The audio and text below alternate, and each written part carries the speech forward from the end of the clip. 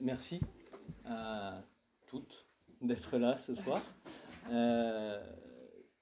On est très très heureux à la librairie de recevoir Violaine Dutrot, qui est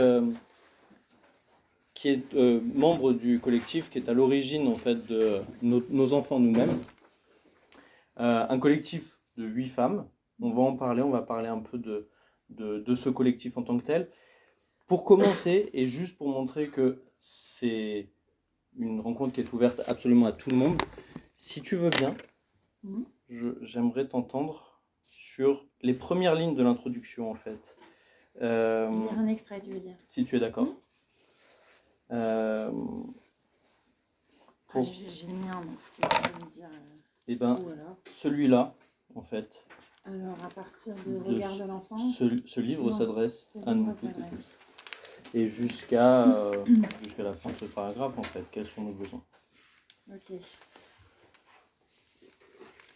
Ce livre s'adresse à nous toutes et tous, à toutes celles et ceux qui ont imaginé un jour devenir parents, à celles et ceux qui hésitent, se questionnent et finalement n'en ont pas envie, à celles et ceux qui le deviennent tout juste ou le sont depuis longtemps, mais aussi à toutes celles et ceux qui s'intéressent à ces questions, qui travaillent auprès d'enfants, de parents, dans les métiers de l'éducation, de la santé, du soin, de la petite enfance, de l'accompagnement, aux instits, aux profs, aux auxiliaires de puériculture, aux sages-femmes, aux nounous, aux éducateurs et éducatrices, aux grands-parents, aux marraines, parrains, oncles, tantes, proches et moins proches, aux parents qui sont heureux de l'être, à ceux qui s'interrogent, regrettent, à ceux qui cherchent de l'aide et peinent à en trouver, à ceux qui se sentent seuls, aux parents endeuillés, à ceux qui galèrent et s'épuisent, qui concilient ou non le travail rémunéré, la famille, le couple,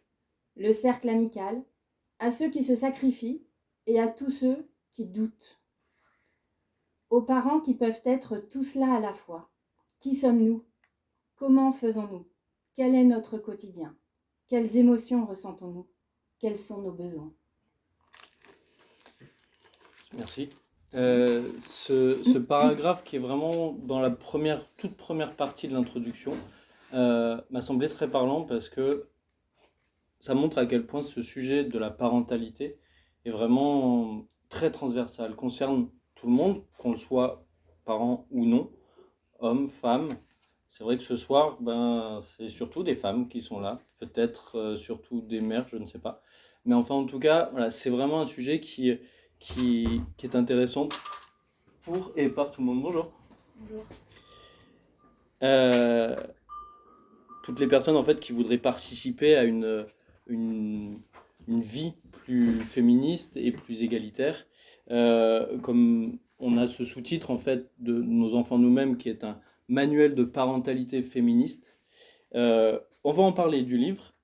On va d'abord parler, si tu es d'accord, de l'équipe. Parce que c'est vraiment un collectif, une union de 8 femmes, peut-être. Voilà. Et dans ce collectif, on ne reçoit pas tout le collectif, on reçoit Violaine Dutrot. Et donc, si tu veux bien d'abord commencer par te présenter, nous dire en fait qui tu es et comment tu es arrivé dans ce collectif-là. Ok. Déjà, je voudrais souligner que ce livre, en fait, on se pose en héritière d'une démarche qui a déjà eu lieu. Donc, on n'a pas eu l'idée de faire ce livre nous-mêmes. Il a été déjà issu d'un travail dans les années 70 aux États-Unis. Enfin, après, il y avait peut-être une question sur le sujet, mais je préfère juste dire c'est bien de le remettre en dès le départ que nous, on s'inscrit comme héritière de cette démarche-là. On y reviendra de l'origine de la démarche aux États-Unis sans doute, mais pour répondre à ta question, donc l'une d'entre nous, donc Anaïs Lebrun-Berry, alors je voudrais déjà lire les noms de toutes mes collègues. Pour n'oublier personne, je triche évidemment.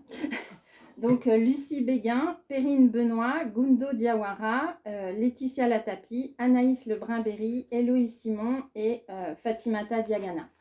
Donc, en fait, Anaïs a vu la nouvelle édition de Notre corps nous-mêmes en librairie en 2020 et elle a jubilé parce qu'elle avait ce livre, mais dans la version des années 70, dans sa bibliothèque, parce que c'était une transmission de sa mère qui avait les 2 livres, en fait, Notre corps nous-mêmes et Nos enfants nous-mêmes, version traduite des années 70 dans sa bibliothèque. Et sa mère était militante MLF. Et elle avait vraiment transmis ses démarches et ses résultats de travail féministe collectif à sa fille.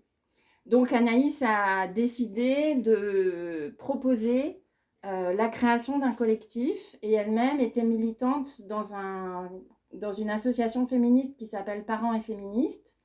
Et donc, elle a proposé à une assemblée générale de parents et féministes qu'un collectif se crée pour proposer la réédition de Nos enfants nous-mêmes.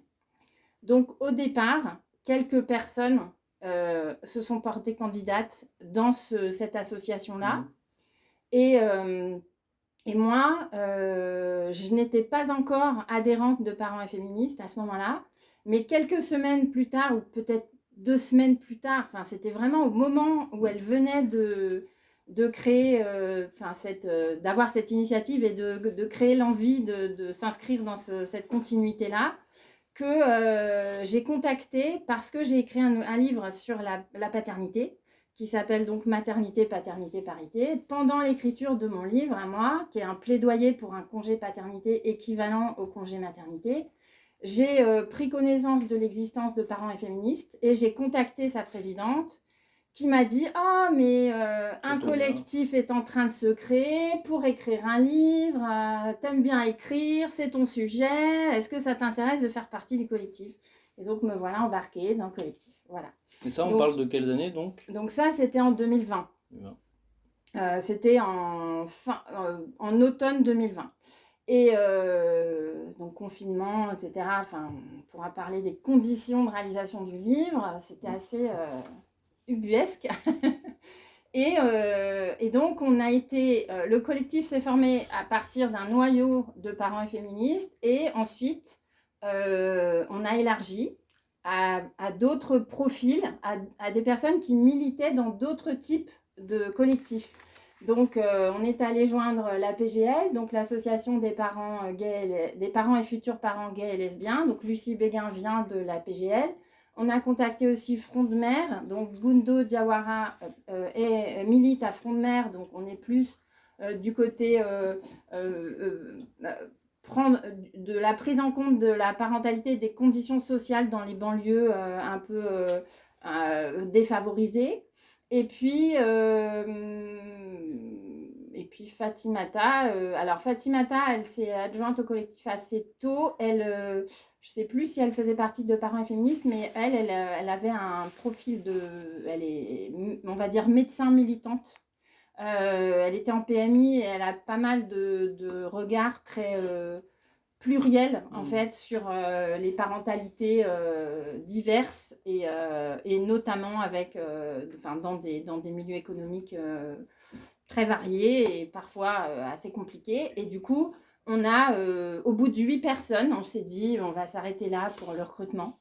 Voilà. Et on est constitué que de femmes parce que les quelques hommes qui se sont portés volontaires au départ dans Parents et Féministes, qui est une association mixte, se sont désengagés assez rapidement devant le travail à fournir de façon bénévole. Puisque tout ceci, évidemment, est bénévole. Voilà, 4 ans de travail bénévole, avec des enfants en bas âge pour toutes les autres, mais pas pour moi. Moi, j'étais la senior du groupe. Mais par contre, toutes les femmes du collectif sont mères, on est d'accord. On est toutes mères et on est toutes militantes féministes. Voilà, avec, comme je le disais, des ancrages un peu variés. Cette place des hommes, on en a parlé. À l'origine de ce collectif, il y en a peu, il n'y en a pas. Pour autant, dans le bouquin, il y en a. Oui. C'est important. Est-ce que tu peux nous parler simplement, assez rapidement, en fait, de qui sont ces hommes qui ont témoigné ?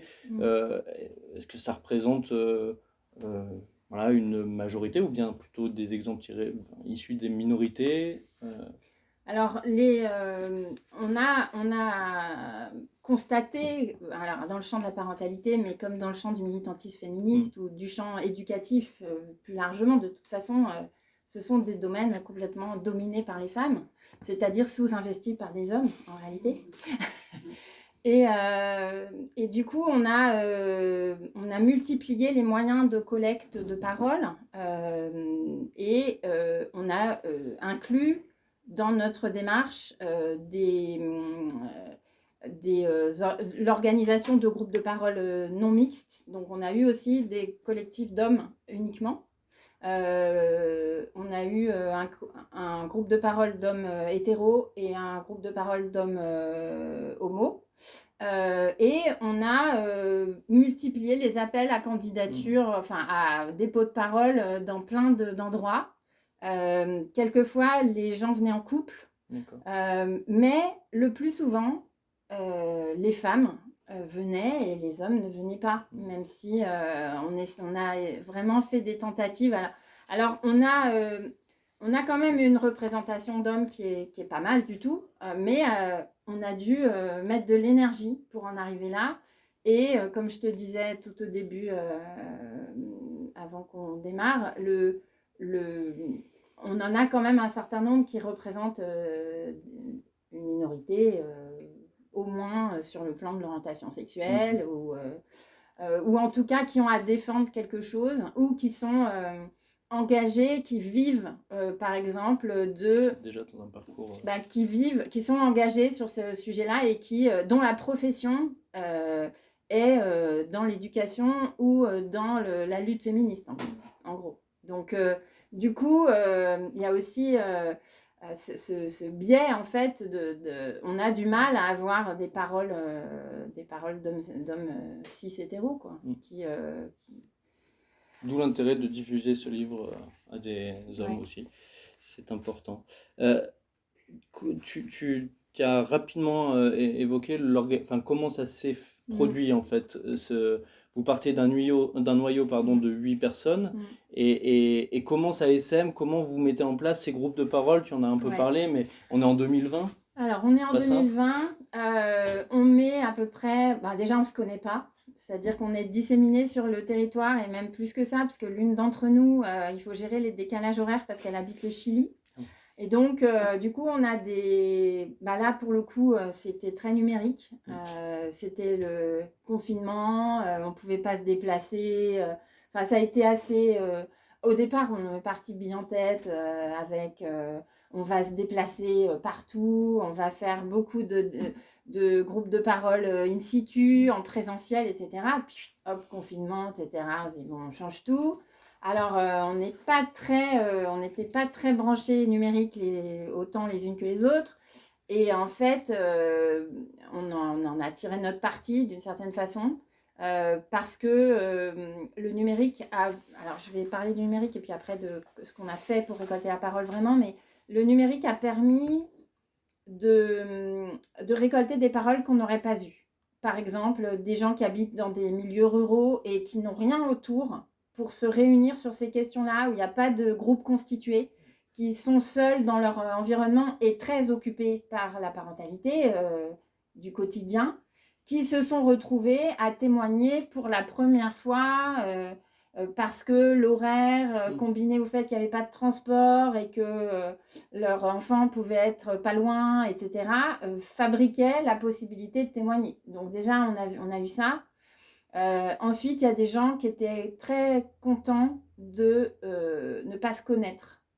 Parce que dans beaucoup de groupes de parole, ou en tout cas d'appels à témoignages, en fait, on peut rencontrer des gens qui habitent à côté de chez soi, etc. Et c'est pas toujours facile de parler de soi de façon libre à côté ou avec des gens qu'on connaît. Et quelquefois, la parole, elle est plus facile quand on connaît pas les autres et qu'on les verra jamais.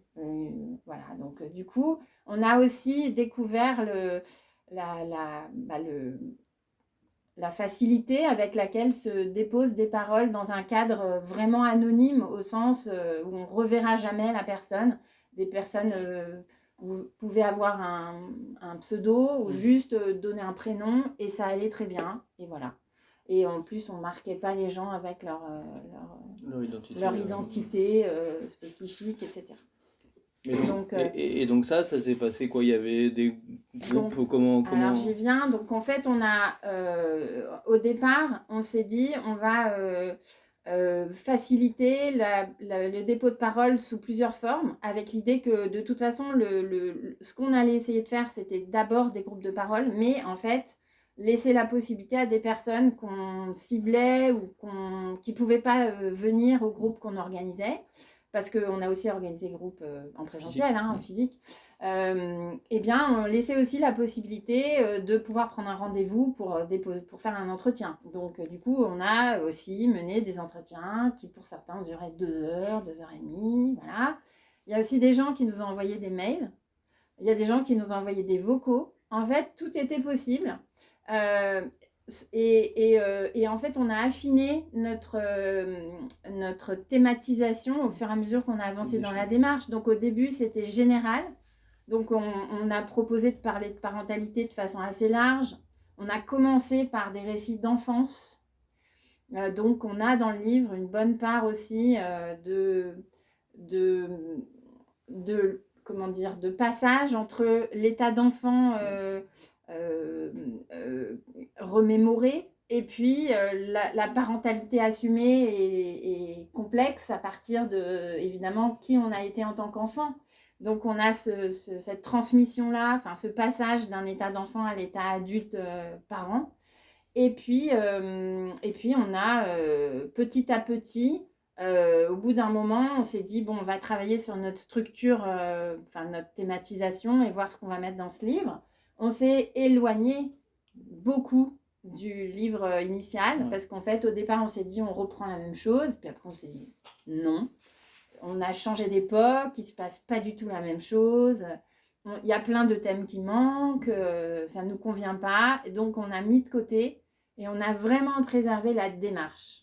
Donc, la démarche, c'est l'accueil de la parentalité plurielle et la problématisation pour en faire un sujet politique de façon à, avec une vision féministe, sortir des problématiques de psychologisation et d'individualisation des situations pour bien montrer qu'en fait, on est traversé par des problématiques sociétales, des injonctions qui façonnent nos parentalités, qui façonnent nos prises de décision et qui, souvent, nous éloignent de ce en quoi on croit parce qu'en fait, on est conditionné dans un monde extrêmement formaté, capitaliste, qui met le travail au centre de tout, qui met la parentalité entre parenthèses comme si elle devait s'adapter, etc. Et donc on a qui évidemment érige le couple hétéro en norme, en norme à tout prix, même si et qui encore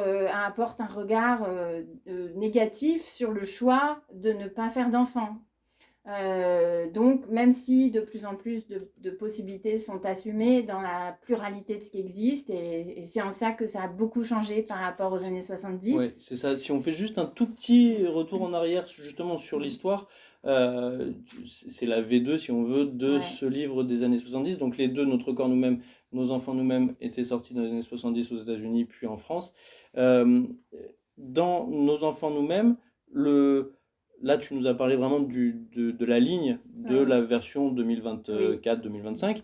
Est-ce que tu peux résumer en quelques mots, parce que moi je ne l'ai pas lu, je ne sais pas d'ailleurs s'il est encore accessible Alors, la version. On se l'est toutes procurées sur Rakuten, donc d'occasion. D'occasion, à 2,50 €, 3 €, enfin, ou 4 €, quelque chose comme ça. Donc, et il y en a encore quelques exemplaires, effectivement. C'était quoi la ligne directrice des années 70 sur la parentalité? Alors, en fait, ça se passait aux États-Unis. On était dans des schémas 68 arts assez forts. Il y avait beaucoup de communautés à l'époque. Enfin, il y avait une grosse partie par rapport à aujourd'hui, même si ce n'était pas la majorité. Il y a quand même beaucoup de gens qui vivaient en communauté à cette époque-là. On n'était pas du tout au niveau d'avancée médicale qu'il y a aujourd'hui. Donc, les questions de la PMA, en fait, se posait pas. Il y avait pas, on n'était pas du tout dans cette... on avait très peu de schémas hors de l'hétérosexualité, en fait, dans le livre. Après, j'avoue que je ne l'ai pas lu.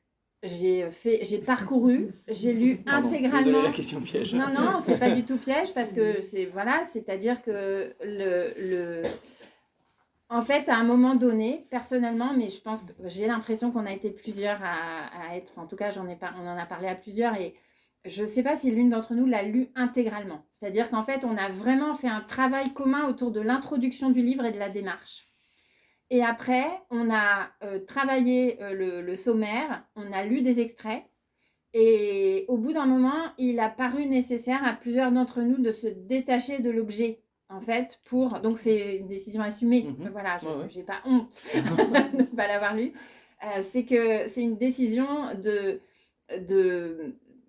d'appropriation de ce qu'on était en train de faire. C'est-à-dire, qu'est-ce qu'on décide de faire, et pas par comparaison, mais vraiment pour avoir un travail créatif autour cet objet qu'on était en train de créer, à partir des témoignages d'aujourd'hui et de ce qu'on voulait aussi, parce que nous, en fait, il y a une démarche très horizontale, comme vous le comprenez sans doute, qui, du coup, intègre nos témoignages à nous. C'est-à-dire qu'en fait, on est une grande communauté de parents et nous, on s'inclut dedans. C'est-à-dire que nous, on n'a pas un regard omniscient, extérieur, etc. C'est pas du tout ça. C'est-à-dire que nous, on est dans le livre comme tout le monde. Mais pas sous forme de témoignage, si bien aussi, sûr. okay. Ah, bien sûr. Okay. Et puis on y est pas mal. Ouais. Parce que nous, en fait, on avait aussi sous la main nos témoignages à nous 8. D'accord. Et donc, alors évidemment, il y a plein d'autres gens, puisqu'on a interrogé, j'arrête pas de dire ça. On a récolté les témoignages d'environ 200 personnes. Mais ce qui nous a motivés au départ, c'est nous, on avait des choses à dire, quoi. Nous, on s'est dit, mais ça va pas du tout, quoi. Bon, c'est ça qui nous a réunis, c'est qu'il y avait des choses très concrètes dans plein de domaines. Donc on a mis aussi de nos vécus dans toute la structure du livre, en fonction de ce qui nous semblait important. Il y a des choses qu'on a mises en débat, des choses qui nous semblaient évidentes, des choses qu'on a écartées, des choses... C'est plutôt les personnes dont on a récolté les paroles qui nous ont qui ont fait jaillir un thème particulier. Voilà, ça a été... mais on s'est incluse, évidemment, dans la démarche. Le livre est composé, effectivement, de façon très claire, en 5 parties. Et moi, je trouve quelque chose de très riche, la liste des encadrés. Moi aussi, je trouve... On n'en avait pas parlé. Promis, on n'en avait pas parlé. C'est quelque chose de très pratique, de la même manière que notre corps nous-mêmes. Voilà, si on veut aller au plus direct, et peut-être c'est même comme ça, dans ce que j'entends que vous avez travaillé, c'est on veut des cas concrets, et ben on peut se référer en fait à ces 5 chapitres et tous les encadrés qui sont dedans. Donc dans le chapitre 1, c'est choisir d'avoir un enfant ou non, faire venir au monde, toute la grossesse et l'accouchement, l'état civil, la filiation, les origines dans le chapitre c'est la deuxième partie du chapitre 2. Être parent, qu'est-ce que c'est ? Chapitre 3. Former des familles, et sur les alternatives de famille, on va en reparler en chapitre 4. Et dans ce chapitre 4, il y a un gros corpus d'encadrer autour des violences intrafamiliales, qui est très, très présent et très important. Et le chapitre 5, faire société. Voilà. Et donc, dedans, on a des... je ne sais pas combien il y a d'encadrés. Ah, je ne sais pas, mais beaucoup. Ça a été très difficile de mettre tous les encadrés sur une même page. Voilà, c'est vrai que c'est écrit tout petit. Mais voilà, on peut piocher, en fait, comme dans un mode d'emploi, un livre de recettes, on peut piocher, on se dit, je fais face à une situation, quelle qu'elle soit, avant le fait d'être parent, pendant la grossesse éventuellement, en étant parent d'enfant, ou simplement en s'interrogeant en fait sur ce que c'est, en fait on se dit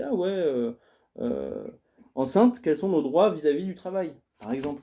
On est pris un au pif, mais c'est vraiment du cas concret et ça se présente donc sous cette forme. On a vraiment des choses qui sont très démarquées du livre, du contenu, avec donc ces encadrés, du récit, en une analyse, et des témoignages, énormément de témoignages. Tu disais donc combien de 200. personnes? 200. Que vous avez réussi à trouver partout en France? Alors parlait oui, même en Suisse, même au Chili aussi, du coup. Et oui, on a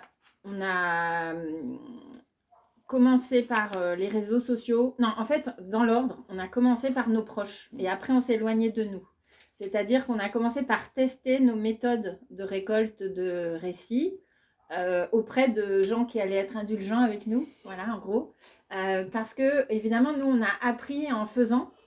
Et donc, l'une d'entre nous avait été formée à l'animation du groupe de parole par le planning familial. Et donc, elle a commencé par nous transmettre la façon dont on sécurise les choses, dont on organise les choses en groupe de parole pour que ce soit évidemment hyper bienveillant, sécure, que les gens se sentent respectés, que ce soit le plus fidèle possible, voilà, de façon à ce qu'on s'approprie bien cette méthode et qu'elle soit horizontale, vraiment, c'est le principe. Et ensuite, on a testé auprès d'amis, voire de couples d'amis, voire d'amis d'amis. Et au bout d'un moment, on a étendu à des tas de gens qu'on ne connaissait pas à travers les réseaux sociaux. Et donc, on avait construit un groupe.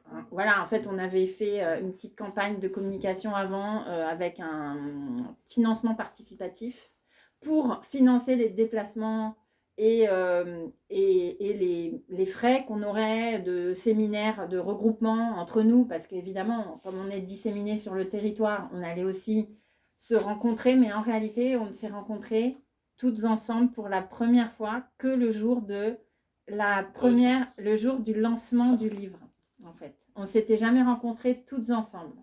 On avait fait des séminaires, mais il en manquait toujours une ou deux.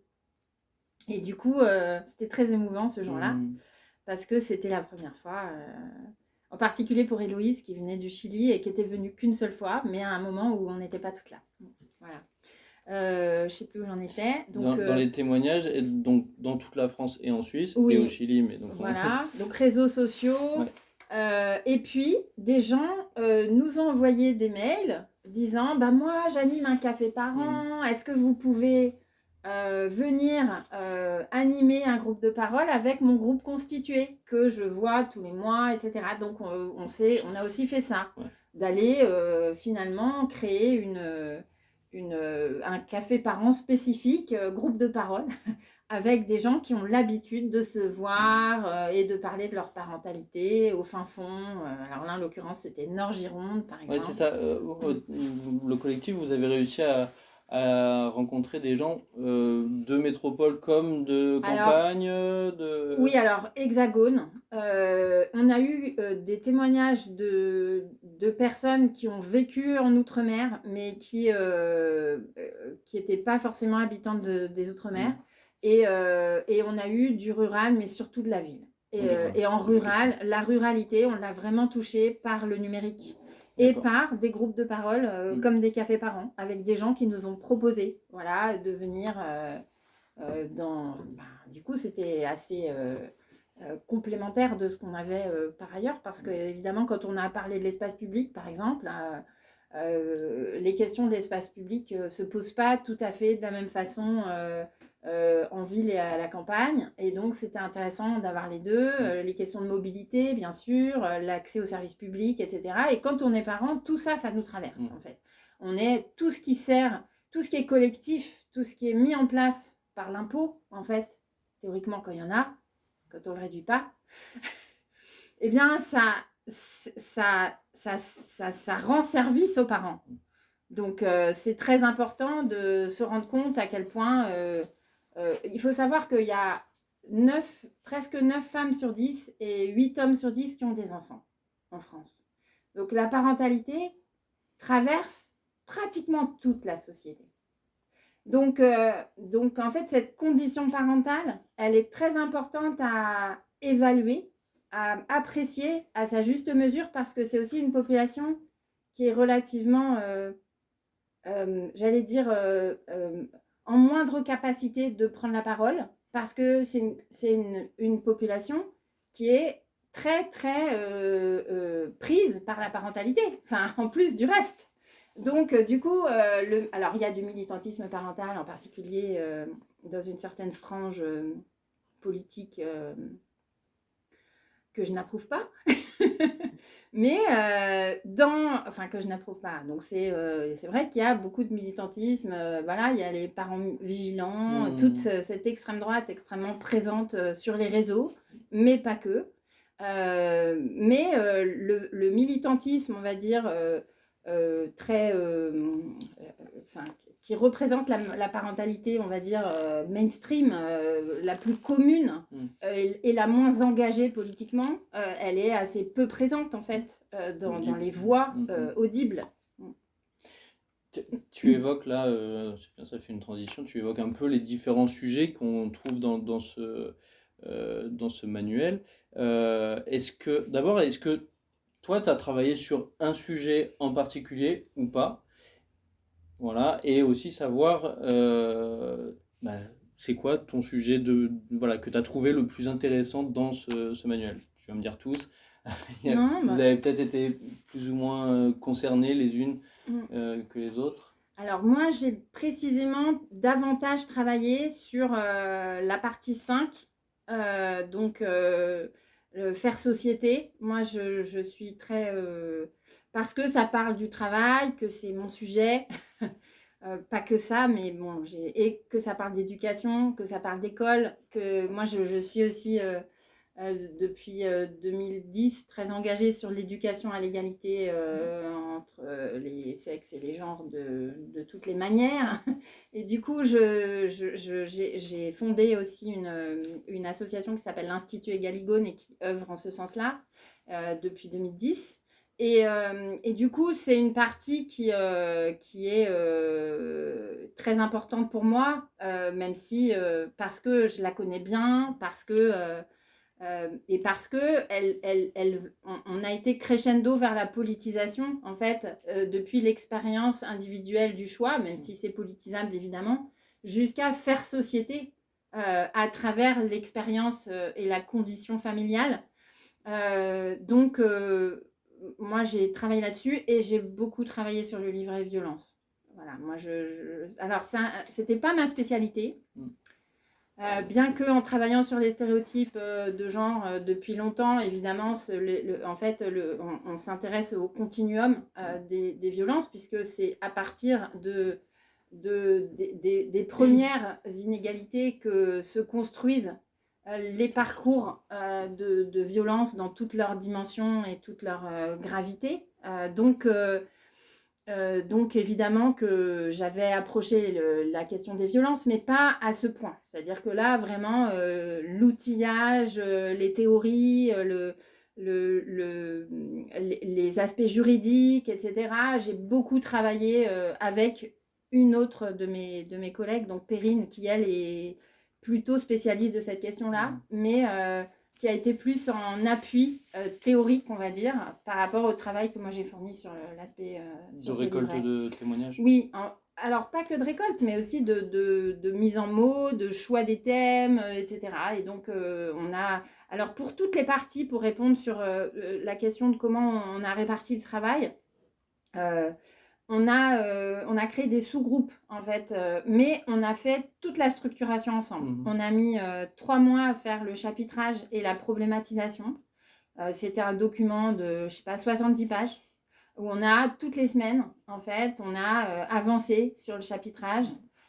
Donc au départ, c'était juste le chapitrage, puis après, on a pris chaque sujet et on a tout problématisé. Qu'est-ce qu'il y a à dire de féministe là-dessus ? Qu'est-ce qu'on veut mettre en valeur? Est-ce qu'il y a un aspect juridique? Est-ce qu'il y a un aspect sociologique? Est-ce qu'il y a des données particulières? C'est quoi les ressources, etc. On a mis en commun énormément de choses. On avait des tas de documents qui s'incrémentaient au fur et à mesure qu'on suivait l'actualité, parce qu'on a fait 4 ans de veille sur tous les sujets. Ouais. Puis entre 2020 et 2025, il y a eu il y a eu plein d'évolutions. Il y a eu des lois majeures. Voilà. Donc en fait, oui. C'est-à-dire que ça a été un travail. On a appris en faisant, c'est informé en faisant, enfin tout a été progressif insensé, j'ai envie de dire. C'est-à-dire qu'en fait, on ne s'est pas du tout rendu compte dans quoi on mettait les pieds au départ. Mais on s'est retrouvé à crouler sous tout ce qu'il y avait à dire, à récolter, etc. Donc, c'est aussi toute une entreprise de renoncement, évidemment. C'est ça, hein, pour se dire à la fin, c'est la fin, justement. Oui, et puis il fallait que ça tienne dans tant de pages, etc. Donc là, le travail éditorial a été très... comment dire il a fallu couper. Voilà. Pour arriver à la synthèse et pour arriver à des choses qui soient effectivement... Il y a énormément de données, il y a énormément de ressources, il y a énormément de chiffres dans ce document. Donc on imagine effectivement le travail de fourmi que ça a pu être. Il y a aussi donc ces témoignages, et moi j'aimerais t'entendre, parce que tous les chiffres on peut les lire et on en reparlera, mais dans ce rapport au témoignage, est-ce que tu en as un qui te revient en tête, tu dis que tu as en plus plutôt travaillé en lien avec les violences, est-ce que tu en as qui te restent en tête d'un parcours de vie, que ce soit très dur ou peut-être très beau, très riche, très... Alors moi j'ai deux... alors dans les témoignages durs, on a eu beaucoup de témoignages très durs. Donc, alors moi je pleure tout le temps, donc ça a été très compliqué. Il y a des moments où effectivement ça donne un peu envie de pleurer ou d'être très en colère. Ouais, ça a été très compliqué parce que, émotionnellement, parce que d'abord il y a des gens qui ont dit des choses que ces personnes n'avaient jamais dites. Donc ça a été sur les deuils parentaux. J'ai envie de dire, heureusement pour moi, c'est pas moi qui ai récolté ces données-là, parce que je sais pas comment on gère ça. C'était difficile vraiment.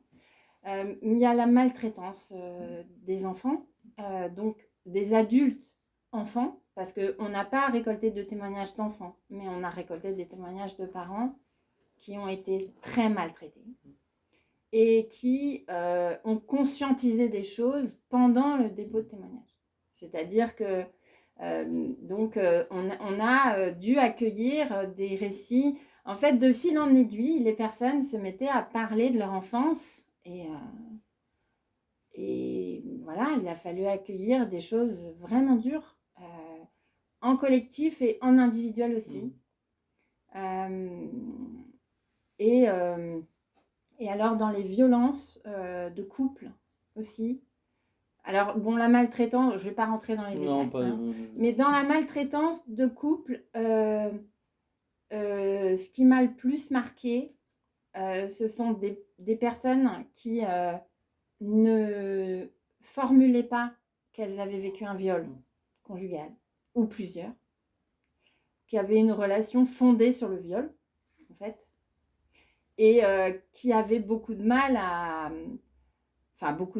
qui n'étaient pas encore dans la conscientisation complète de ça. Et donc là, il y a quelque chose de complexe à faire de notre côté, parce qu'on n'est pas des professionnels. C'est ça, comment vous présentiez, vous, par rapport à ces personnes que vous rencontriez? Alors, certaines sont en réalité professionnelles, mais ce n'était pas notre posture. C'est-à-dire que ce n'est pas un groupe thérapeutique. Nous, on n'était pas là-dedans. Voilà. Même si, dans ce qui en ressort à la fin, vous donnez des ressources, et bien sûr, pas dans la thérapie. Tout à fait. Oui, en tout cas, oui, mais on ne l'a pas présenté comme un groupe thérapeutique. Donc, du coup, là, ce qui était vraiment chouette, on va dire, ce qui était vraiment très, très, très positif humainement, c'était le groupe. C'était l'accueil, le fait qu'on ait fait ça sérieusement, avec beaucoup de soin. Et du coup, on a assez souvent été remerciés, et on a permis des choses, de démarches. Enfin, il y a des démarches embryonnaires qui sont nées de ça. Voilà, on le sait. Après, ce qui était frustrant, c'est qu'on n'a pas assumé de suivi de notre côté, évidemment. C'est-à-dire que quelquefois, on a eu accès à des informations, mais en réalité, c'était un truc épisodique dans le parcours de vie de quelqu'un, de nous déposer une parole pour écrire un livre. Donc, il y avait un côté un peu frustrant. Voilà, mais donc ça m'a pas mal marqué. Après, dans les témoignages très beaux, je me souviens d'une femme qui a parlé de son accouchement avec beaucoup d'émotions. Quand ce qui lui est apparu, c'est la puissance dans laquelle ça la mettait, d'avoir accouché, d'avoir un corps qui fait ça, et de le reconnaître elle-même, c'est-à-dire d'être en opposition totale avec ce qu'elle ressentait autour d'elle, tellement il y a du mépris, en fait. Enfin, tellement elle ressentait le mépris de cette société, elle, c'est comme ça qu'elle l'a vécu, vis-à-vis de cet acte qui semble finalement ordinaire du point de vue d'un certain point de vue sociétal, alors qu'il est extraordinaire dans le vécu potentiellement. Voilà. Donc du coup, ça m'a beaucoup touchée. Je vois que je suscite de l'émotion dans ce que je dis. Voilà. Mais oui, c'est vrai qu'il y a ces moments qui sont très très denses et effectivement des moments qui sont durs. C'est vrai que dans la balance, ça rend visible énormément de choses révoltantes de la société. Et dans la balance, dans ce livre-là, bon, c'est très fort et très bien parce que ça rend les inégalités visibles, ça rend tout ça. Mais le positif d'être parent dans un manuel de parentalité, il est présent et il faut le trouver. Non, c'est vrai, il est pas dominant dans ce livre. Est-ce que c'est quelque chose que vous avez ressenti dans la récolte de ces témoignages et dans l'élaboration du travail? Alors, le féminisme est fondé un peu sur de la colère, quand même. Hein, je veux dire, il faut quand même dire ce qu'il y a. C'est une volonté de changement. Ça se fonde sur une expérience problématique et donc avec l'idée de collectivement s'emparer d'un problème sociétal pour le résoudre. Donc, on voulait pas... en fait, on voulait faire un livre qui présente la parentalité comme ce qu'elle est, à savoir une multitude d'expériences réelles, possibles, pour qui se lance dans cette aventure-là, et où il n'y ait pas de tabou, où on ne taise pas, en fait, les différentes façons de faire parentalité, de vivre sa parentalité, ce qu'on subit éventuellement, ce qu'on choisit souvent, mais pas toujours. Et du coup, l'idée, c'était quand même de faire un livre honnête sur l'expérience parentale. Et par là même, de faire un livre de capacitation, c'est-à-dire de faire un livre d'éducation populaire, un livre qui permette de s'armer avant d'affronter la situation et de décider en sachant ce qui nous attend potentiellement, et donc de prendre des décisions plus puissantes, plus vraies, plus justes, plus fortes, que quand on se lance dans ils se marièrent et ont beaucoup d'enfants, voilà, on a ouvert notre compte et on est content, on va écrire la suite. Non, en fait, c'est pas ça qui se passe. Voilà. Est-ce que d'ores et déjà il y a des questions sur ce qu'on se dit jusqu'à présent? Est-ce que vous avez compris l'organisation du bouquin? J'ai l'impression que ça va. C'est marrant parce que tu as dit on a ouvert, on a écrit notre compte, on a ouvert notre compte, et c'est vrai que ce côté, si on rentre dans la famille, dans le fonctionnement de la famille, le lien à l'argent est extrêmement présent tout le long du bouquin, parce que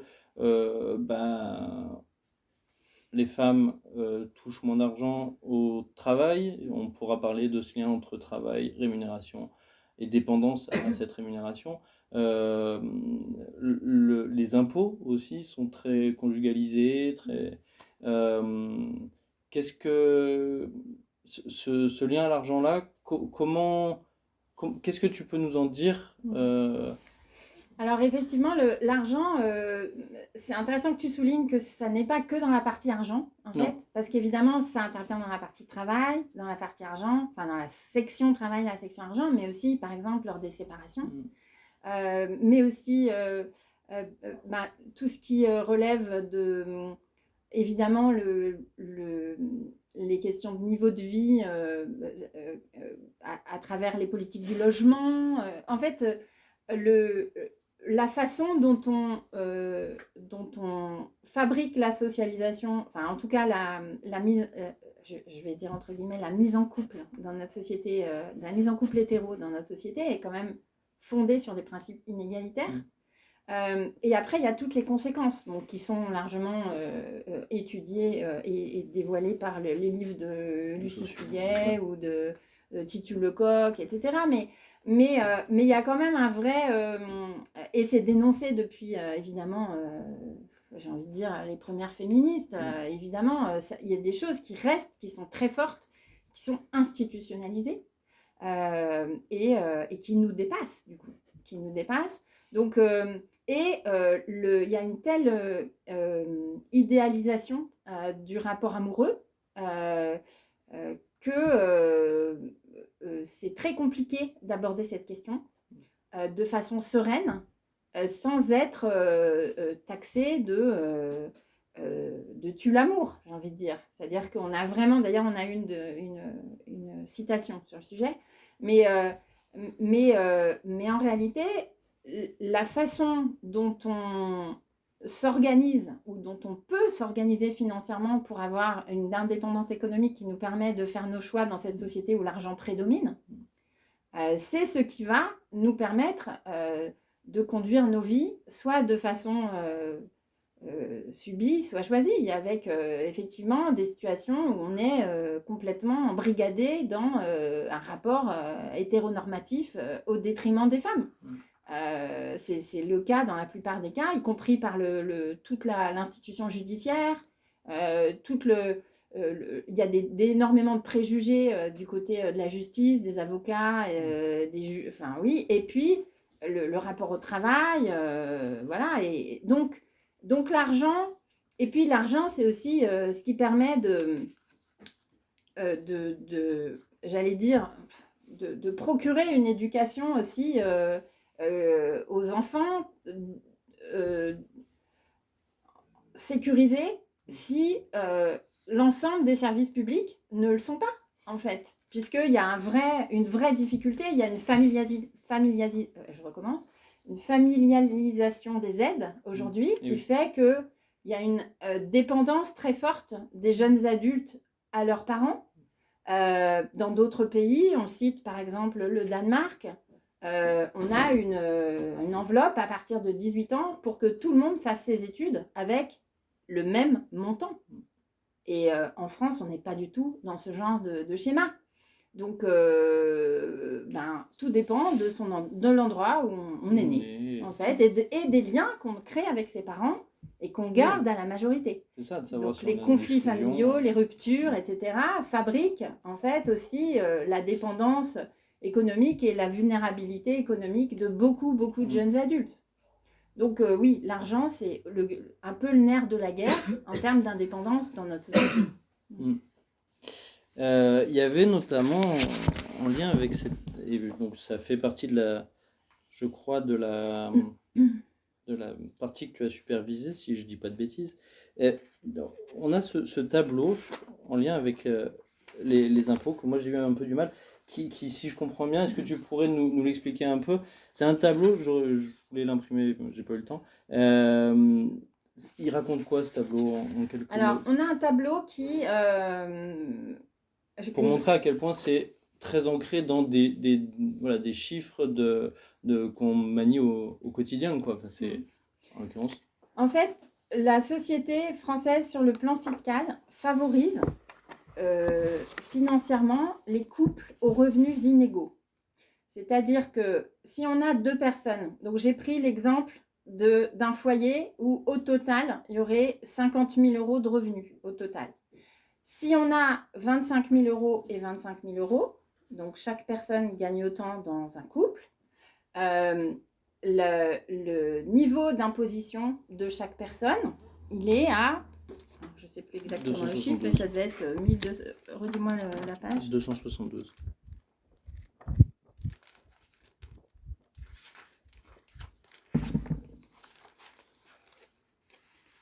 Donc, quand on a 25 000 euros et 25 000 euros, chaque personne doit un impôt de 1 205 euros. Donc, au niveau du couple, on doit un impôt de 2 410 euros. D'accord ? Si une personne, alors après il y a les niveaux intermédiaires, mais l'autre extrême, donc ça c'est l'égalité dont j'ai parlé. 100%. Si on est dans un couple complètement inégalitaire, ça veut dire qu'il y a une personne qui gagne 50 000 euros et l'autre 0. Celle qui gagne 0, elle doit rien en impôt. Elle gagne 0. Individuellement, elle doit rien. L'autre personne, elle doit 7 506 euros. D'accord ? Ça veut dire que si cette personne était célibataire, c'est ça qu'elle devrait. Et donc, la déclaration commune, ça c'est si les deux personnes sont célibataires, la déclaration commune, elle fait que dans un couple où il y a une personne qui gagne 50 000 euros et l'autre 0, elle fait faire une économie d'impôt de 4 827 euros parce que la déclaration commune, pour 50 000 euros du foyer fiscal, fait payer seulement... Alors, où est-ce que je l'ai mis ? Je l'ai mis juste avant.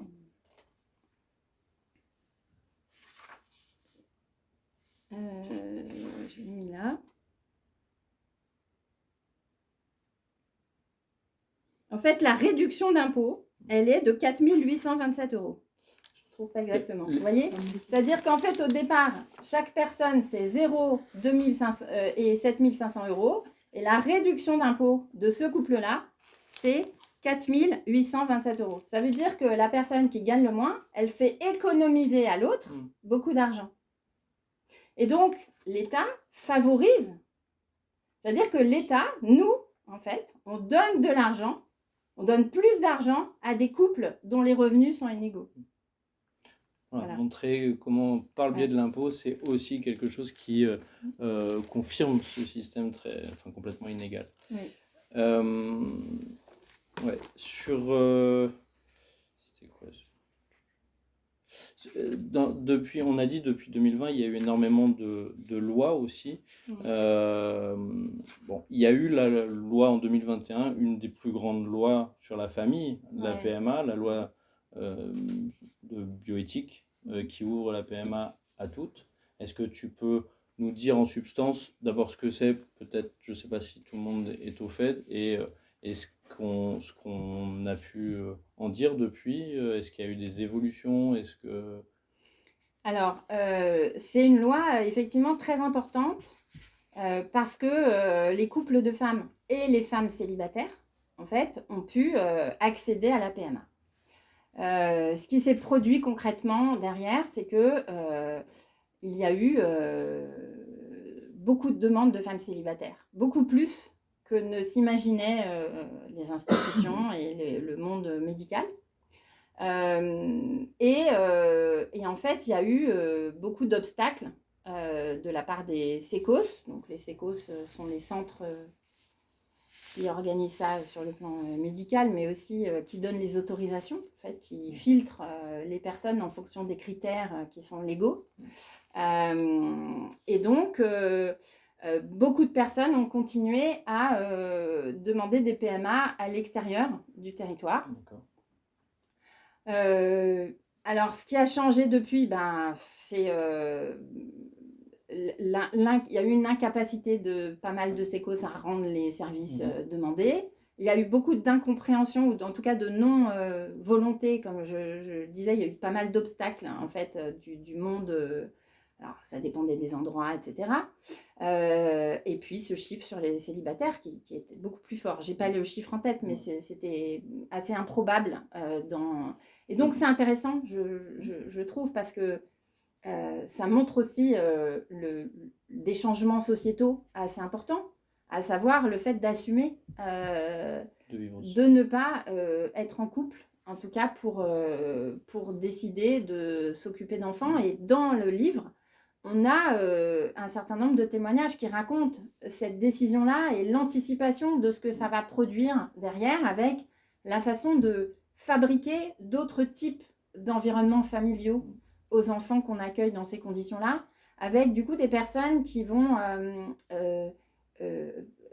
se préparer d'une façon beaucoup plus construite, anticipée, quelque part rationnelle, en fait, en se disant comment je vais me faire aider, comment cet enfant sera soutenu, quel sera son environnement, comment je vais préparer ma grossesse et me faire accompagner et quel type d'accouchement je veux vraiment et comment... Enfin, en fait, il y a tout un tas de questions qui deviennent des questions à la fois personnelles et, et qui sont résolues de façon collective avec un système amical ou familial élargi, etc.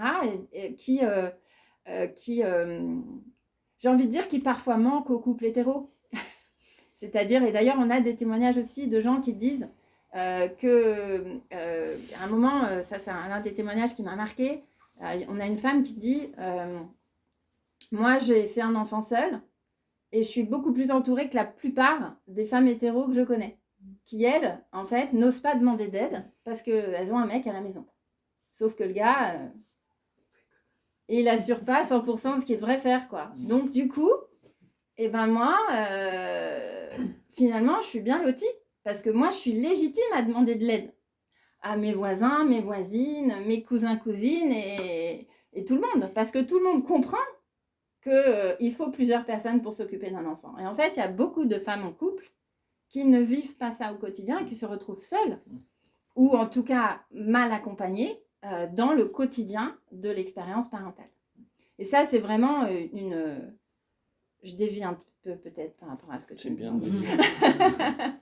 Mais je trouve que ces expériences de célibataires, enfin de célibataires, parce que ce ne sont pas forcément des célibataires dans la suite de leur vie, mais en tout cas, le fait de faire une expérience, le fait de décider d'être parent seul, fabrique ces trajectoires et qu'on a voulu vraiment montrer.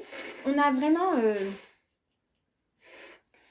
vraiment voulu partager davantage une diversité de parcours qu'une représentativité des parcours.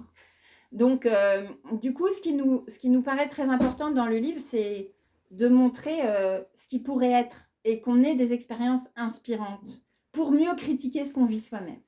Et donc, du coup, la question du poids des témoignages se pose dans des termes un peu... j'ai envie de dire inutile quelque part, parce que c'est vraiment pas l'objet de montrer une représentativité des configurations, mais plutôt l'objet c'est de montrer une pluralité de configurations pour que ça devienne ressource de tout le monde en fait. Voilà. Donc du coup après je suis pas hyper spécialiste de la loi 2021. C'est pas grave. Mais comme tu dis, non mais parce que comme tu dis, c'est vrai que cette loi-là permet de... Tu reviens un peu d'eau. Oui, je vais... Non mais j'en ai là.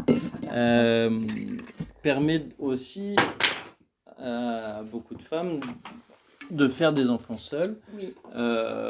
Et ça met en avant, ça permet de voir émerger une nouvelle façon de faire famille. Oui. De la même manière, dans cet ouvrage, il y a une part assez importante laissée à un modèle qui semble émerger, le coparental ou la coparentalité. Et c'est hyper inspirant pour le coup de voir quand dans des familles traditionnelles, hétéro ou non, mais enfin en tout cas voilà, sur un noyau très resserré de deux parents, en fait il y a très peu de richesse dès l'extérieur. Tu en parlais en évoquant ces femmes qui peuvent n'avoir aucune aide, aucun soutien autour.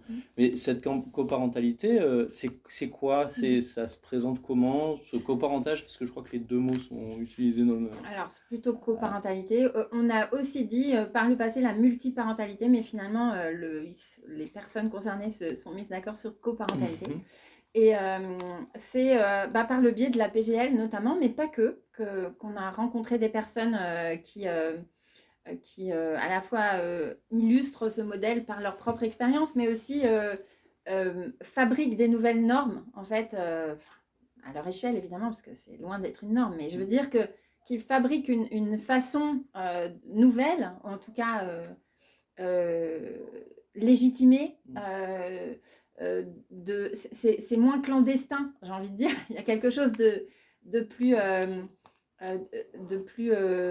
organisé et de plus légitime que ça n'a pu être jusqu'à présent, parce qu'il faut savoir que dans notre droit français, donc on a une expérience, notamment il y a une femme qui a 2 enfants avec un couple gay, donc elle a au départ eu un enfant avec l'un d'entre eux, et l'autre avait l'idée de faire un enfant avec une autre femme. Et du coup, les 2 hommes auraient eu un enfant chacun, auraient fait un enfant chacun, mais avec 2 femmes différentes qui ne se connaissaient pas. Et puis en fait, ça ne s'est pas passé comme ça. Au final, elle a accepté d'avoir un 2e enfant avec l'autre homme. Mais elle ne vit pas avec eux. D'accord. Et donc, elle avait un projet de parentalité qui devait passer par le SECOS. Mais il faut savoir que dans notre droit français, on est censé avoir une vie commune. Oui. Non, mais c'est très intéressant. Donc du coup, elle a quelque part... ils ont dû défendre leur projet parental en défendant l'idée, alors que n'importe quel couple hétéro qui ne vit pas ensemble et qui fait des enfants quand même, on ne leur demande rien. C'est ça qui est très intéressant, c'est qu'en fait, on va demander de respecter un cadre qui n'est pas valable pour les couples hétéros, puisqu'on ne va pas contrôler tout ça, on ne va pas leur demander des comptes à l'avance, voilà, les gens font à leur façon. Et par contre, en fait, c'est comme si le droit commun, on a beaucoup abordé ce thème dans le livre, en particulier sur l'état civil, mais il y a une part du droit commun qui est très différent finalement pour des couples qui sont en minorité et qui ont des schémas finalement qui font un peu exploser le cadre hétéronormatif. Donc c'est assez... j'ai perdu la question. Mais c'est assez intéressant de ce côté-là. Je me disperse beaucoup. C'était la coparentalité. La coparentalité, voilà. Avec cet exemple. Oui. Donc cet exemple-là était très intéressant parce qu'elle s'est retrouvée... En fait, elle a fait un enfant puis un 2e enfant. Alors qu'au départ, elle n'est pas lesbienne, elle est hétéro. Elle n'avait pas l'idée de faire un enfant seul. Et donc, elle voulait partager une parentalité avec quelqu'un qui serait le parent dont elle pense qu'elle partage les valeurs, etc. Donc, ce n'est pas du tout une rencontre amoureuse, c'est une rencontre de valeurs, de parentalité, de projet de parentalité. Et en fait, elle ne trouvait pas le bon partenaire.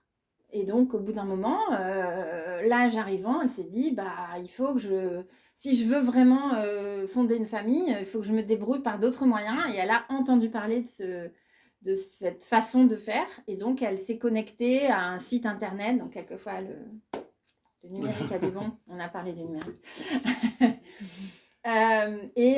Et du coup, elle a rencontré un couple. Et elle s'est dit, évidemment, il faut que ce soit un couple gay, assumé gay. Voilà, pour ne pas que je crée... pour ne pas qu'il y ait d'attente sur un autre plan. Et donc, ça c'est maintenant, voilà, et c'est un peu, et donc c'est une famille à 3, mais ils ne vivent pas ensemble, et donc ils sont en garde partagée, voilà. Et on a un autre récit qui est très intéressant, et là, la personne qui a témoigné, c'est aussi une personne qui est en militantisme sur ce sujet, c'est-à-dire qu'il travaille à créer des modèles, des process, des façons de faire pour résoudre des problématiques que rencontrent des couples. Et donc là c'est donc c'est un couple gay et un couple lesbien qui se rencontrent pour faire des enfants. Et donc en version croisée, ils font des enfants, ils habitent pas loin et du coup, ils mènent leur vie.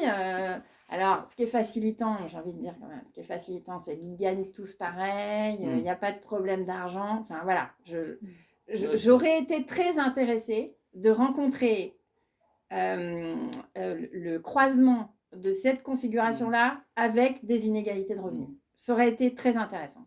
Mais je n'ai pas rencontré. Voilà. Mais ça m'intéresse. Voilà. Si jamais vous avez, je prends pour une prochaine édition. Ouais. Mais en tout cas, il y a beaucoup de choses très fortes et très nouvelles et très inspirantes. C'est-à-dire que même nous, dans notre groupe, on se disait, mais ils ont vachement réfléchi au truc.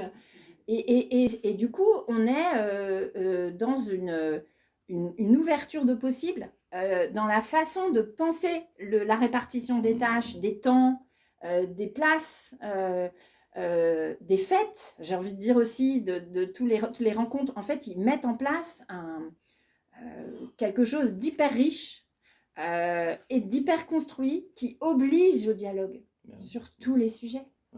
Qui permet. Et qui permet le dialogue. Alors, quand je dis que ça oblige, c'est qu'en fait, les sujets viennent de fait et ne sont pas tabous parce qu'il n'y a pas de relation. Il y a une relation affective, bien sûr, mais la relation n'est pas fondée sur la conjugalité amoureuse. Et donc, il se passe d'autres choses. Donc, c'est intéressant aussi parce qu'on est moins dans cette éventuelle dépendance affective, ce truc idéaliste qu'on a créé dans une relation amoureuse. Donc, c'est assez intéressant. Nous, on s'est beaucoup dit dans le livre, mais comment on pourrait importer dans un couple hétéro, fondé sur la relation amoureuse au départ, tout un tas de choses qui rendent la relation mais hyper sereine, enfin, au sens où on discute à l'avance, où chaque sujet est légitimé, où c'est pas difficile d'entrer en relation sur ces thèmes-là, etc. Donc, c'était très riche. Et je crois qu'il y avait une question. C'est juste que moi, j'ai jamais vraiment compris parce que quand vous parlez des modèles de coparentalité dans les milieux queer et les milieux LGBT, c'est des modèles qu'on connaît et du coup, quand vous en parlez, je me demande pourquoi il n'y a pas une porosité plus grande entre ces modèles pour les couples hétéros qui sont par exemple dans des situations d'infertilité pour une raison et qui pourraient aussi être en coparentalité avec un autre couple. Et je me demande pourquoi ça n'arrive pas. Pourquoi ça n'existe pas encore. Enfin, j'ai l'impression que c'est très rare. Sûrement que ça existe, mais c'est pas quelque chose de facile. Alors, ça doit exister. Hein. Je suis en train de me demander si on a... Alors, nous, on a eu un témoignage de personnes... d'une femme qui est devenue infertile à la suite d'un cancer de l'utérus et qui, là, c'était une GPA autorisée, parce que dans ce cas-là, c'est autorisé. Une GPA, c'est pas un autre couple non, avec qui on va tout à fait. Non, mais je suis en train de regarder les cas d'infertilité, je suis en train de me lister les cas d'infertilité, comment il y a eu un débouché parental, on va dire, sur la situation. Non, moi je pense que ça existe, mais cette porosité, elle reste beaucoup à... C'est aussi le but du livre, hein, c'est d'organiser cette porosité. C'est-à-dire qu'en fait, les milieux, enfin, rien qu'en faisant appel à la PGL pour participer au livre, mais nous, on a découvert un monde. Nous, les hétéros. Moi, je me place du côté des hétéros. On a découvert un monde, évidemment, et des problématiques, mais auxquelles on n'avait jamais pensé. Donc, c'est ça qui était hyper riche aussi dans le livre, c'est que nous, c'était très, très apprenant. On ne fréquentait pas particulièrement... alors, on peut avoir autour de soi des personnes lesbiennes, des personnes gays, etc. Mais combiner l'homosexualité et la parentalité, ça, déjà, on restreint, en réalité. Et puis, parler de tout cela de façon transparente. Alors là, on restreint encore plus, parce qu'en réalité, il y a pas mal de non-dits, en fait, c'est pas si évident. Là, ce serait vraiment à développer, cette porosité. Enfin, c'est vraiment l'esprit du livre aussi, c'est de dire, OK, il y a tout ça qui existe, mais rendons toutes ces frontières poreuses et essayons de communiquer beaucoup mieux pour s'inspirer de tout ce qui est bon à prendre, Tout ce qui est bénéfique. Ouais. tout ce qui est bénéfique. Et pourquoi pas révolutionner l'hétérosexualité de l'intérieur à partir des modèles. Voilà, les marges doivent inspirer les normes. Voilà. Si l'hétérosexualité a un avenir, parce que alors certaines d'entre nous se demandent, même aujourd'hui, si c'est possible de faire réellement égalité en hétéroland. Il faut quand même bah oui, parce que c'est une question, c'est quand même très, c'est une lutte, évidemment. C'est très compliqué d'obtenir ça. Et même quand on pense l'avoir, il en reste encore. C'est-à-dire qu'il y a encore quelque chose à faire, même quand on pense avoir abouti sur un certain nombre de sujets, c'est difficile, puisqu'on est cerné d'institutions qui nous rendent inégaux, en fait. De lois, de textes, de processus, de tout, quoi. Dans l'autre livre que tu as écrit, Ouais. Maternité, paternité, parité, il y a un sujet que tu développes et qui vient aussi dans ça, c'est ouvrir des nouveaux possibles, etc. Voilà. Est-ce que ça pourrait passer par la loi et notamment passer par une loi autour des congés parentaux? Parce que c'est une idée que tu développes et qui est riche d'avoir cette égalité de congé parental. Est-ce que tu peux nous en dire? Est-ce que tu peux nous développer un peu ce que toi tu envisages? Parce qu'il y aurait aussi plein de manières d'avoir ces congés parentaux avant, pendant, après. Alors, moi, ce livre-là, il développe l'idée que, à partir du constat, en fait, que les inégalités explosent au moment du premier enfant, c'est-à-dire que même dans les couples les plus égalitaires de notre territoire, en fait, à partir du premier enfant, se créent des rapports inégalitaires. Parce que le monde du travail voit partir plusieurs mois des femmes et pas les coparents aussi longtemps. Parce que, évidemment, l'expérience des premiers mois avec un ou une enfant fabrique des habitudes de vie qui créent de l'expérience, de la compétence et une reconnaissance sociale qui n'est pas attribuée d'office au deuxième parent. Parce que derrière, il y a tout un tas de schémas stéréotypés qui se mettent en route, parce que le monde du travail n'est toujours pas adapté à la parentalité, parce que personne ne revendique ça, ou très peu de gens en réalité, c'est-à-dire qu'on est très très peu à conscientiser à quel point c'est un problème. Enfin, moi je trouve qu'on est très très peu, en réalité, je connais plein de gens, mais c'est très peu par rapport à la population générale. Et donc...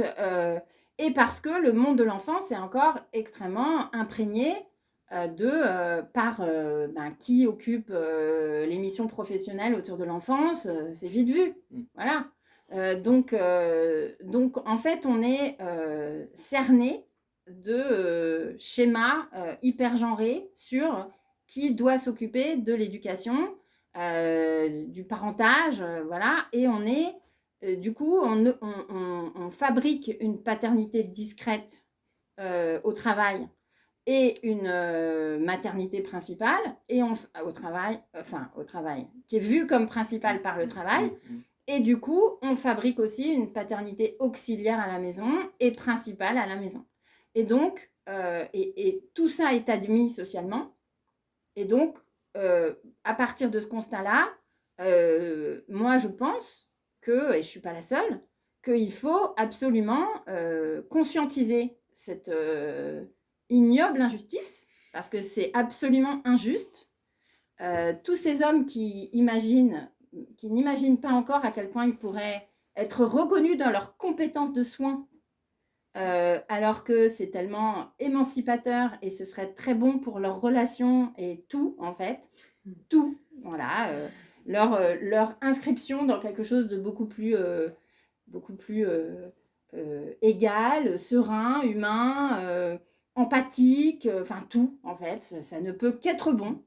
Et en fait, je pense qu'il faut affirmer au monde du travail que c'est pareil pour les hommes comme pour les femmes, pour le premier parent et pour le deuxième parent, si tant est qu'il y a un ordre entre les parents, puisque je pars du principe dans mon schéma que il y a une personne qui le met au monde et l'autre qui est vue comme coparent, que ce soit un homme ou une femme. Mais en réalité, si on affirmait clairement ce droit à une égalité de traitement, parce qu'on peut dire en France tout ce qu'on veut, on n'est pas traité à égalité. C'est-à-dire qu'en fait, on nous dit les droits, on a une égalité de droit en France. Non, on n'a pas d'égalité de droit en France. Déjà, il n'y a pas le même congé paternité et maternité. Donc, on n'est pas extrait du travail de la même façon. Donc, on y va tranquillement pour créer tout un tas d'inégalités professionnelles au détriment des femmes, qui paraissent tout à fait normales à tout le monde. Et on a, chaque année, le constat que les femmes gagnent 25% de moins que les hommes, c'est-à-dire que les hommes gagnent 33% de plus que les femmes, ce qui est un chiffre qui n'est jamais annoncé. Donc, c'est très important d'avoir ça en tête. Et ça, c'est une moyenne. Ça veut dire que c'est absolument pas les mêmes chiffres quand on monte en nombre d'enfants. Donc là, les chiffres explosent, évidemment. Donc ça, c'est un scandale. C'est un scandale parce que tous les ans, on sort les mêmes chiffres sans jamais prendre les mesures nécessaires pour résoudre cette inégalité de base qui est organisée par l'État, par nos droits. Voilà. Et donc, même s'il y a eu une loi en 2021, date à laquelle mon livre est sorti aussi, cette loi, elle ne remet pas en question le monde du travail et elle ne me remet pas en question les poncifs sur qui est compétent à faire quoi. Et donc, on continue à faire perdurer l'idée que les enfants, c'est une affaire de femmes. Et c'est valable dans le monde de la santé, dans le monde éducatif, dans le monde de l'accueil petite enfance, dans tous les domaines en fait qui environnent les enfants. Donc les enfants ne voient pratiquement que des femmes, ne côtoient pratiquement que des femmes, partout. Et donc ont dans la tête, facilement, très rapidement, avec des hommes qui ne se mettent pas en danger professionnellement pour s'occuper, à la marge évidemment il y en a, mais pour s'occuper de leurs enfants autant que les femmes le font. Et donc, on a des enfants qui s'imprègnent de l'idée que l'inégalité, c'est la norme et c'est normal. Voilà. Et donc, on perpétue éternellement. Donc, pour moi, ça, c'est un scandale absolu.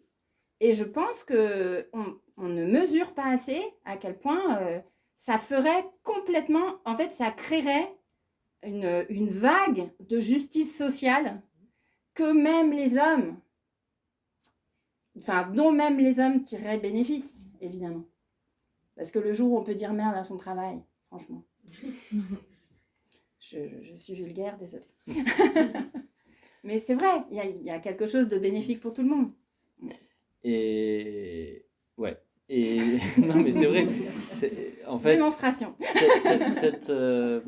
cette piste-là, comme tant d'autres, c'est des possibles, c'est des messages qui sont envoyés pour dire, voilà, on peut prendre cette piste-là, ce dont on parlait avec la coparentalité, mais en fait, il y en a toutes les pages, des pistes qui existent, voilà, qui rendent visibles des inégalités, hein, on les déconstruit le plus possible. Et moi, je pense que c'est comme ça, c'est grâce à ces manuels, ces livres, ces ouvrages, que ça peut se diffuser et avancer et essayer de déconstruire le plus possible des choses qui sont très très ancrées. Voilà. Donc, moi je pense qu'on peut se dire... Oui, pardon. Je peux poser une question? Mais oui, avec plaisir. Merci. Au regard du premier bouquin qui a été écrit dans les années 70 et aujourd'hui, il y a une question qui me vient, c'est la présence du numérique et des écrans, d'Internet, aussi bien pour nos enfants que nous-mêmes. Est-ce qu'il y a un chapitre qui traite de cette question, de l'incidence que ça a voilà, est-ce qu'il y a... Alors, on a abordé, c'est marrant parce que ça fait partie un peu des renoncements. Moi, on a parlé sous l'angle des violences de ce sujet-là.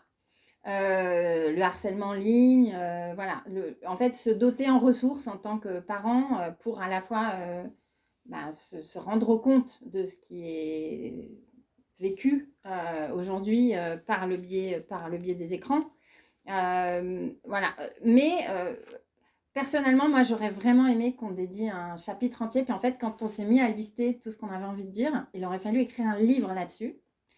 Et donc, c'était pas possible. Mais surtout, la question qu'on se posait, c'était qu'est-ce qui est féministe à chaque fois là-dedans. Et du coup, on a opté pour le prisme des violences, enfin ce sujet-là, parce que c'est celui qui nous a semblé le plus.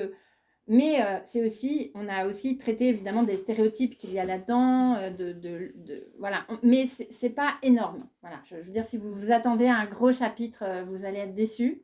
Il y a un voilà, c'est en filigrane, on en parle, mais pas de façon. Alors, toi qui as une lecture récente du livre, C'est pas quelque chose d'extrêmement présent, voilà, non. c'est pas hyper présent. Mais il y a quand même des ressources sur le sujet. En ressources, ce qui est vraiment fou, c'est il y a à la fois des sites, il y a des ouvrages, bien sûr, des lignes de téléphone. Enfin, voilà, c'est des choses vraiment à mettre dans les mains de tout le monde. Et ouais, il faut parlez-en autour de vous, au lycée, au collège. Je sais pas, à partir de quel âge ça te semble pertinent de mettre ce livre entre les mains de... Ah, pour moi, dès le lycée. Hein. Après, je suis pas sûre que. Je pense que ça serait intéressant de proposer à des profs de SES de s'emparer de ce sujet.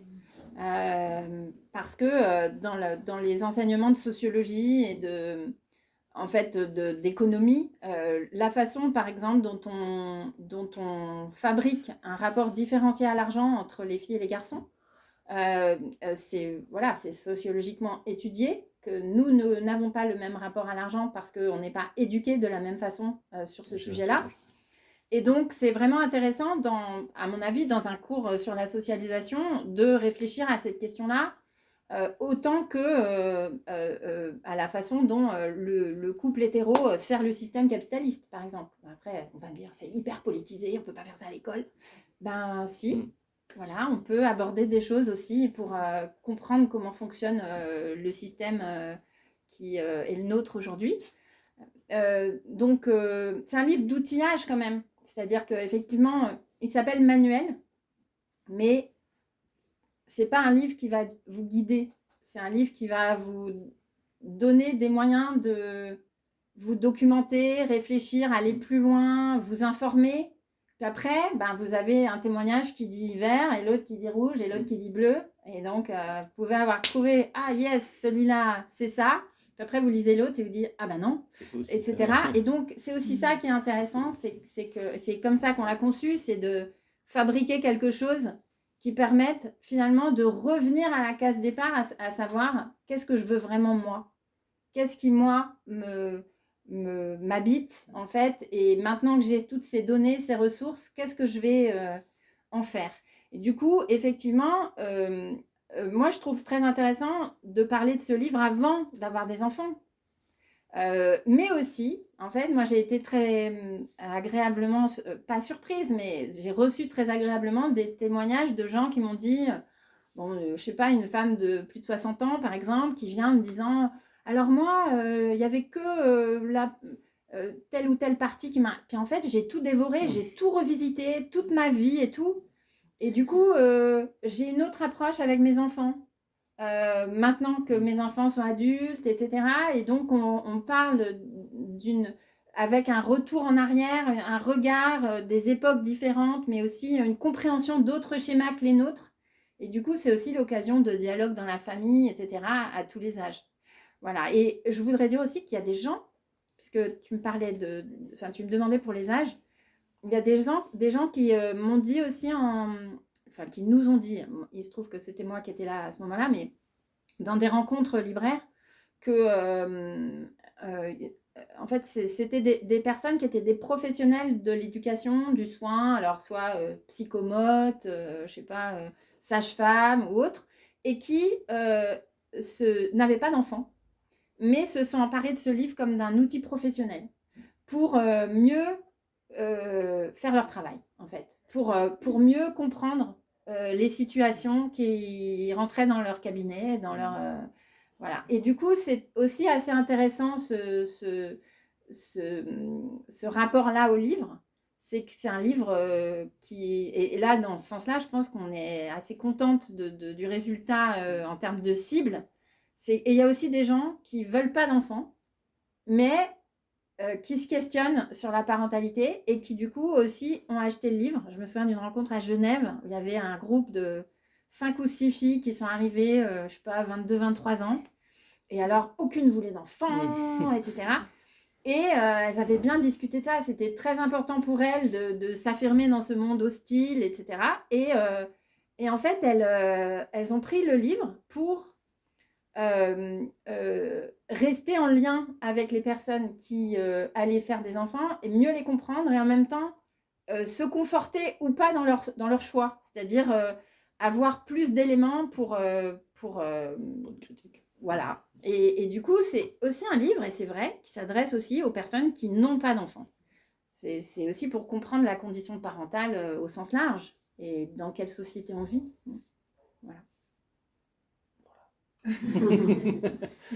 Peut-être, c'est vrai que c'est un peu étrange peut-être de finir en proposant de faire des dédicaces, mais Violaine est d'accord. Voilà, et ça peut être le moment d'échanger aussi, peut-être si vous avez déjà feuilleté le bouquin ou quoi, d'en parler peut-être en tête à tête. Nous, on va aussi sortir de quoi manger un petit bout et boire un petit coup. Donc voilà. Merci à toutes d'avoir été là et merci Violaine. Merci à toi.